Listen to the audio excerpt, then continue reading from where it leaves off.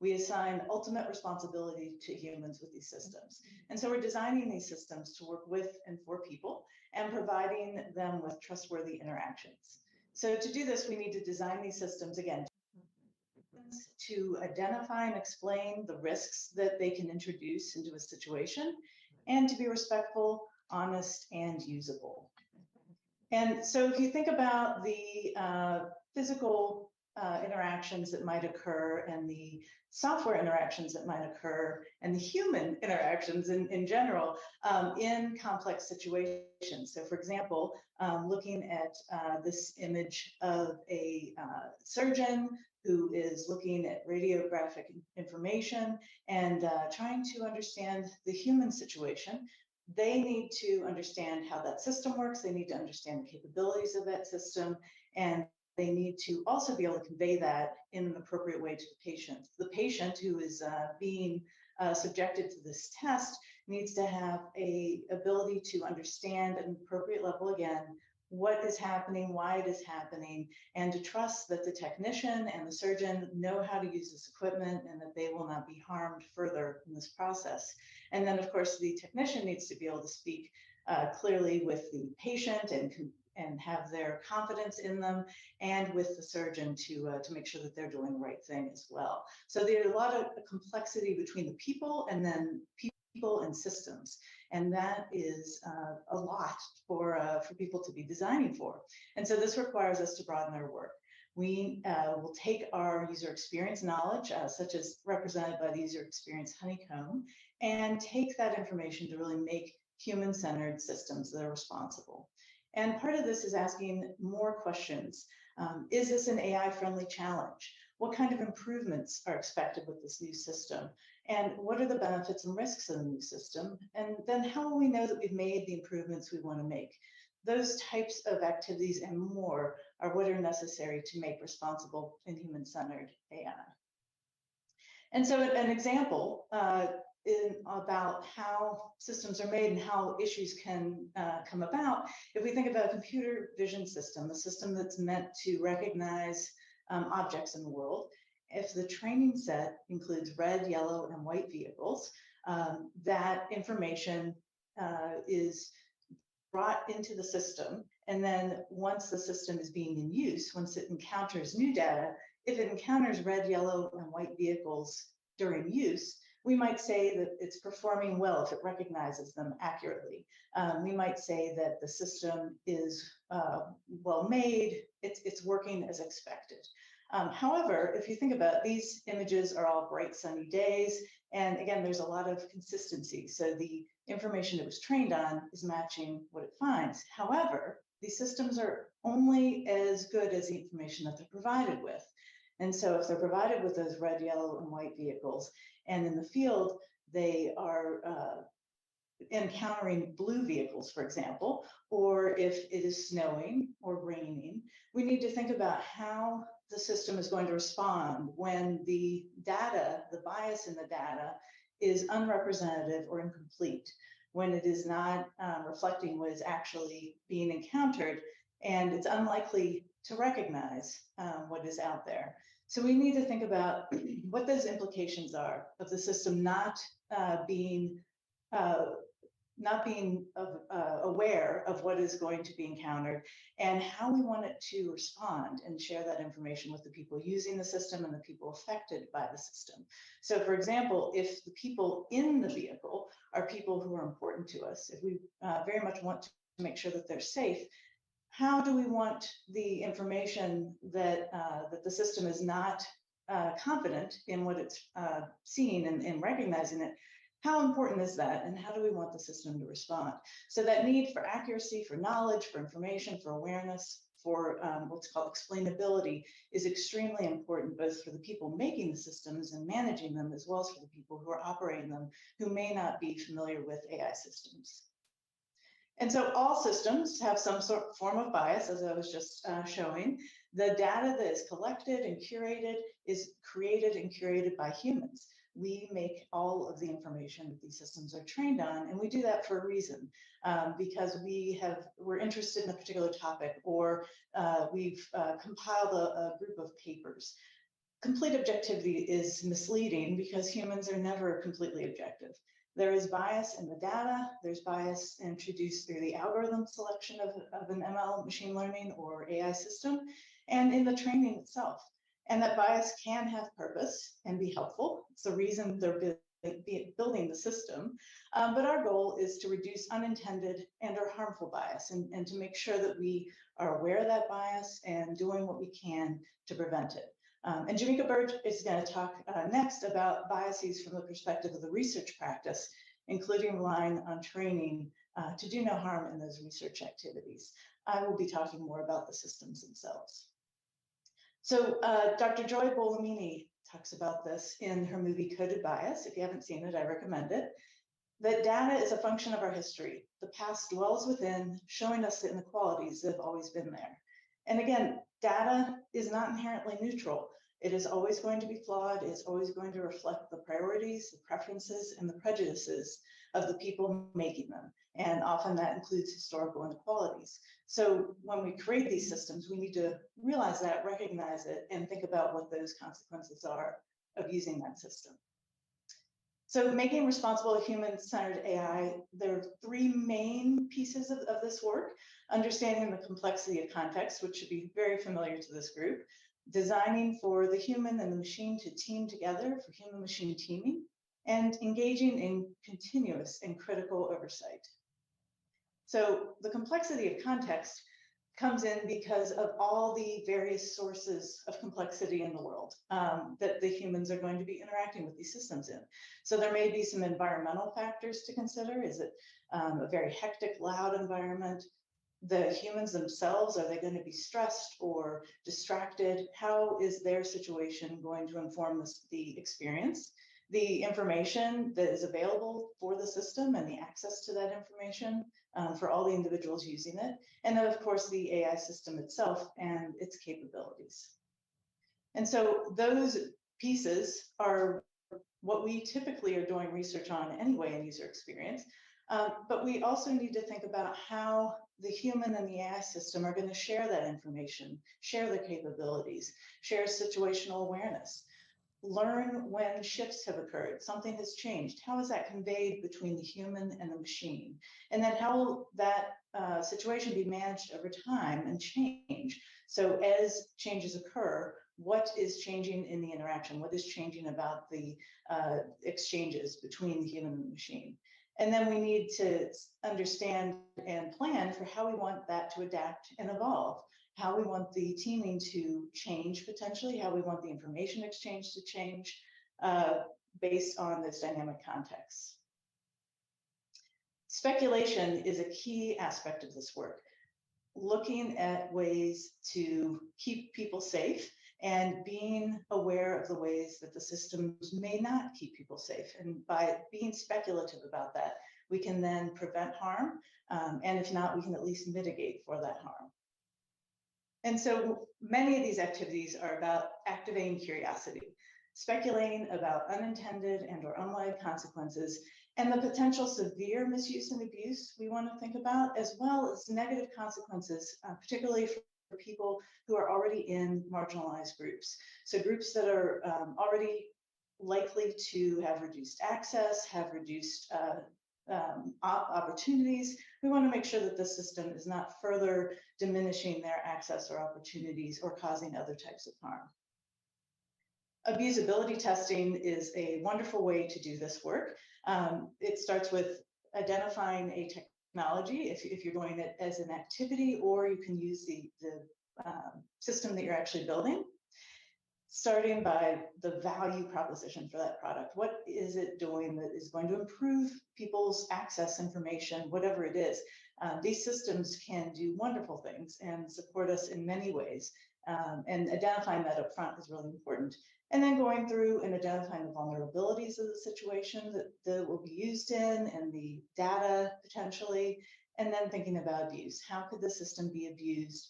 And thinking through very creatively in a fun way, what kind of issues might happen. So for example, there are prompts such as "you've been hacked," or thinking about what happens if the electricity goes out or something like that. Really thinking about all the kinds of interactions and issues that can occur, and thinking through what those long-term outcomes might be, the negative ones, so that you can, again, prevent or at least mitigate for them. Another way to do this is using the 3Q Do No Harm framework. This was created by Lisa Dance. And in this framework, we look at who's not here, how will vulnerable groups be negatively impacted, and when things don't work, how will they be quickly resolved? So really thinking, again, ahead about the system before we begin to actually do the work of creating it, so that we have plans in place for managing the system and preventing harm. Dr. Ayanna Howard talks about rewarding team members for finding ethical bugs, really having the whole team, everyone that's involved in the development process, think through how these outcomes might affect people negatively, and again, preventing as much as possible. And finally, there's a card game called What Could Go Wrong? This is based on the Cards Against Humanity model. And the idea here is to foster conversations around challenges and issues with complex technologies. And there are both online and physical card versions of this game. This is being created by my colleague Nicholas Martellero and Wendy Ju, who is at Cornell. So we want to understand that context and do activities to help us be speculative about harms, and really think about the complexity in the people, in the system, and the sources of that, and what changes over time, and inform and support designs that provide evidence to users of how it works, so that they understand how those capabilities might affect the situation they're in, and vice versa. The challenges here are continuing to demystify AI. There's been a lot of advances with the new generative AI systems. People are asking more questions and understanding a little bit more about these systems, but we still need to do more and create more speculative activities, get teams engaged in this work, and build on our experiences with UX and HCI and accessibility, and the challenges we've had and the successes, and continue to move this work forward. So human-machine teaming is another aspect where we need to think about, again, those capabilities and the limitations of the system, making sure that they're explained and transparent and appropriately for the audience that's going to be interacting with the system. Indicators of trustworthiness can be designed into a system, evidence, and they can be measured as well through adoption and other measures such as appropriate use. Thinking about boundaries and unfamiliar scenarios is really important there. But trust itself can't be measured as easily because trust is personal and complex and transient. So we need to think about ways to monitor and do oversight with these systems that is appropriate and on the system, not on the people. We want people to be enabled to gain calibrated levels of trust so that they have a not over trust and not under trust, that they understand the capabilities of the system and the context that they want to use it in, and can trust it appropriately for that task. Part of this work is also identifying collaborative activities and interactions and the ways that we want these systems to work, both from very short periods of time, so there may be a catalyst and quick interaction, and then the closure, and there may be longer, more cyclical interactions. This is work that I did with Dwayne Degler for the 2021 Information Architecture Conference, and we've been building on this work. These short and long interactions are important to consider with a system that itself is dynamic, and considering how those interactions might change. Going back to that medical treatment example from earlier, the decisions that that surgeon needs to make are based on the patient today, and that patient, their disease state, their situation will change over time. Thinking about how that information, those changes in their personal situations might affect decisions with regard to treatments, with regard to availability of access to those treatments, those sorts of things. How is the human and the machine that they're using to help with that decision making, how are they going to exchange that information? If the system is provided with new papers that might influence the medical treatment decisions, how is that information shared with the surgeon in this case? So really thinking again about those longer term interactions as well as a short term interaction that might be had during those stages of treatment. So again, thinking through interactions as moments in time and longer over time, many potential interactions or longer interactions, and what information needs to be communicated, what negotiations might need to occur between the human and the machine, and then how are they going to coordinate? Who's going to take turns? Who's going to do an activity? And who is going to receive information or give information? Part of this is, of course, recognizing human strengths. Humans are still better at many activities. This is some work I did with Dr. Amanda Mueller last year, where we looked at the old models of men are better at, machines are better at, if you are familiar with those lists, and revisited it, talking to or doing a survey with people who were making these systems to ask them what they thought these systems were now better at humans then, and what humans were still better at. And again, many activities that we are continuing to be better than these systems for. And so we want to prioritize for that. We also want to think about effective team players.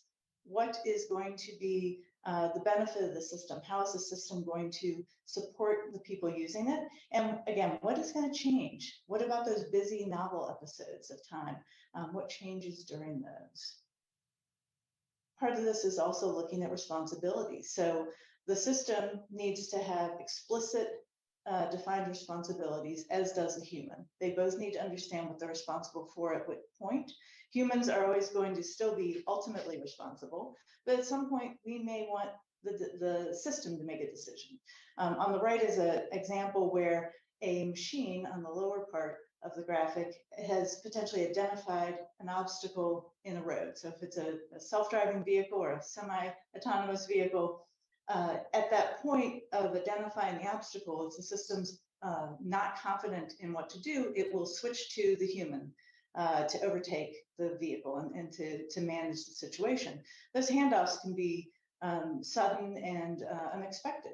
And so thinking about how that decision is made and also how those people are going to be notified of that is an important aspect here. And those significant decisions that the system makes need to be explained. Ideally, they need to be overridden, able to be overridden anyway, and appealable and reversible. The GDPR work that's been done in Europe is starting to support this by making it possible for people to appeal legal decisions that are made by a system, an automated system. Another aspect of this is helping people to use the system safely. So helping people to maintain a safe state, that should be easy to do.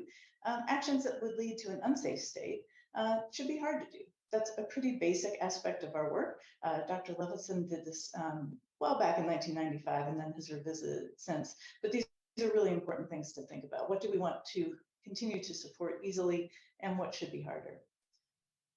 Adopting technology ethics will help your team to harmonize across their cultural variations. Ideally, we have very diverse teams coming together with different ideas of right and wrong and different ideas of what we want the system to do. And we want everybody to share the same ideas. And so by providing them with a set of technical ethics, we give them permission not only to consider and question the breadth of implications, but a way to talk about the issues that they have. Instead of just being their opinion, they can point to this technology ethics to support their point of view.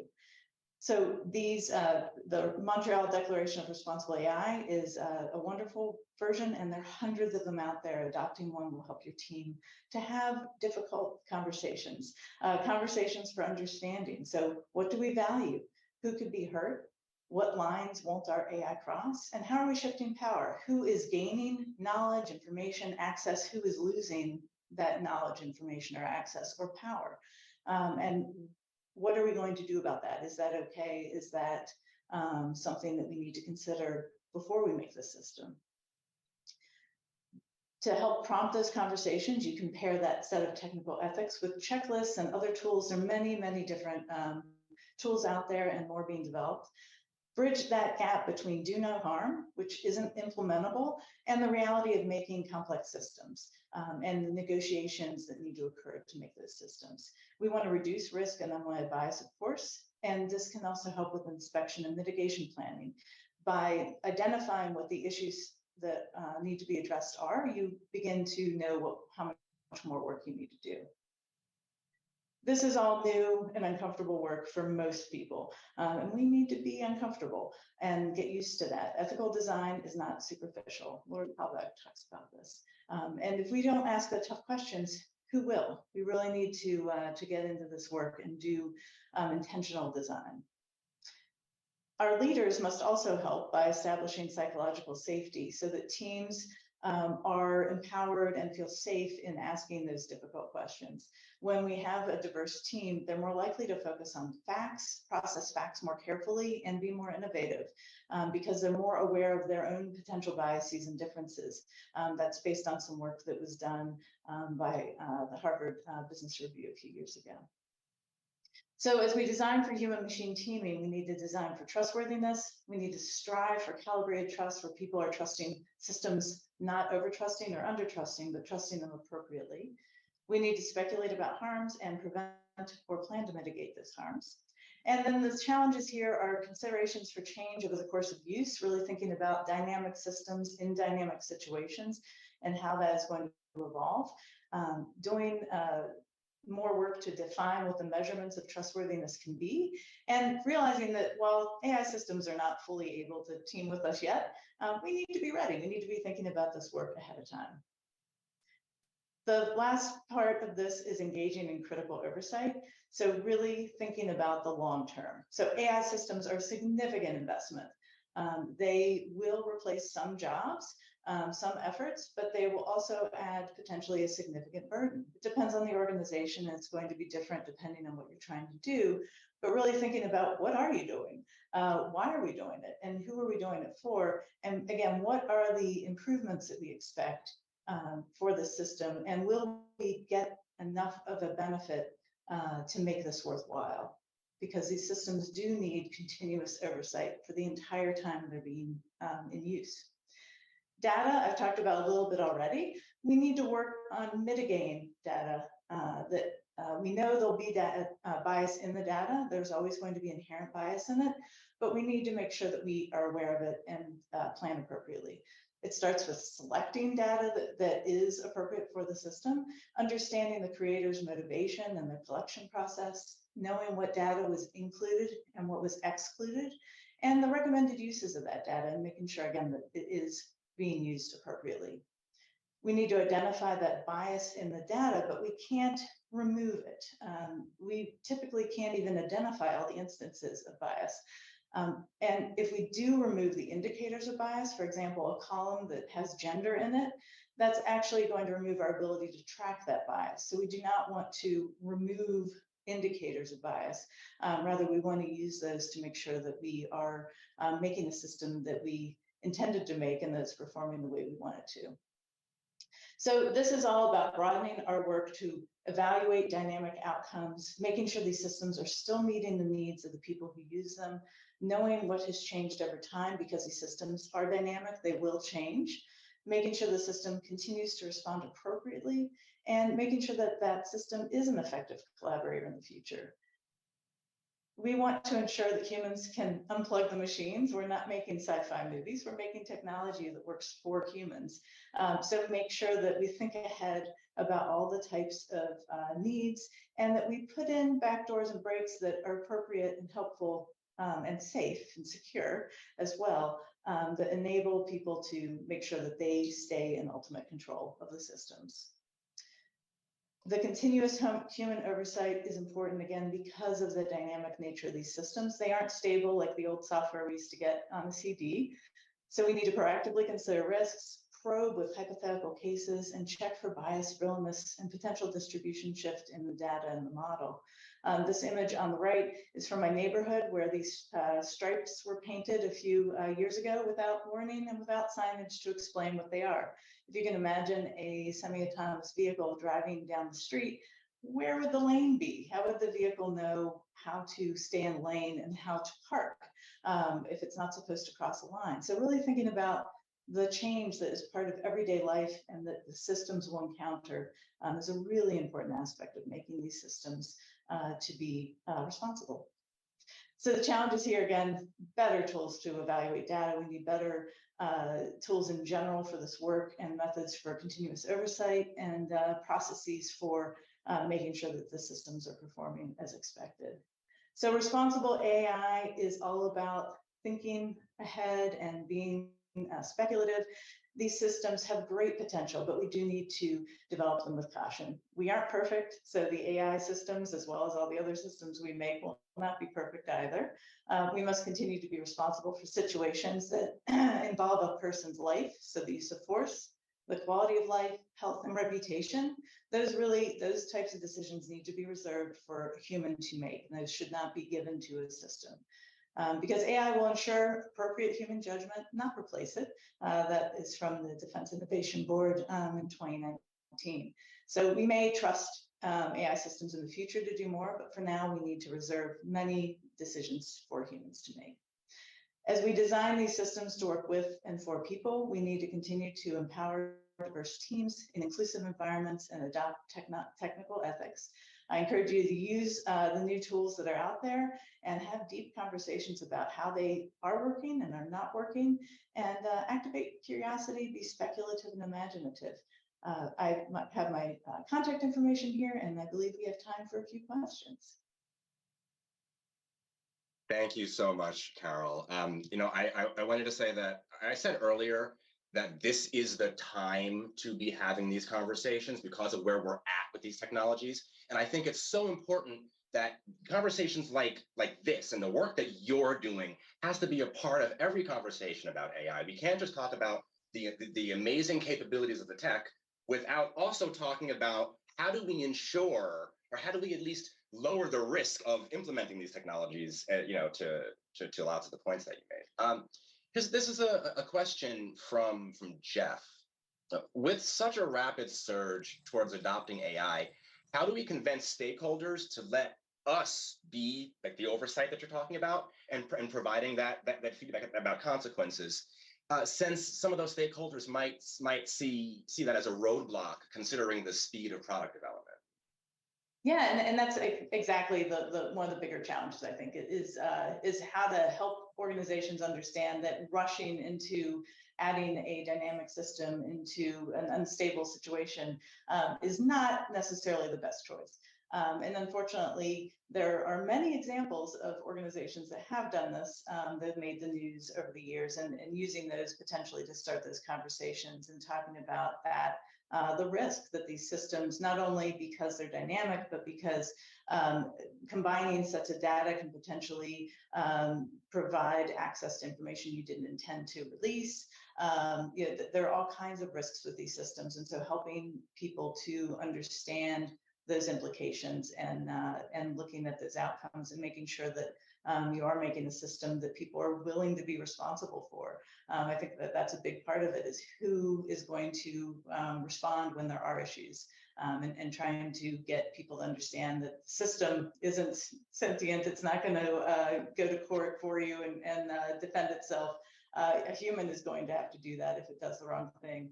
And also, if you don't understand how the system works or why it's doing what it's doing, why would you use it? Why would you want to have a system that is critical to your business that you don't have a firm understanding of and an expectation of how it will behave and what it will and will not do? On that note,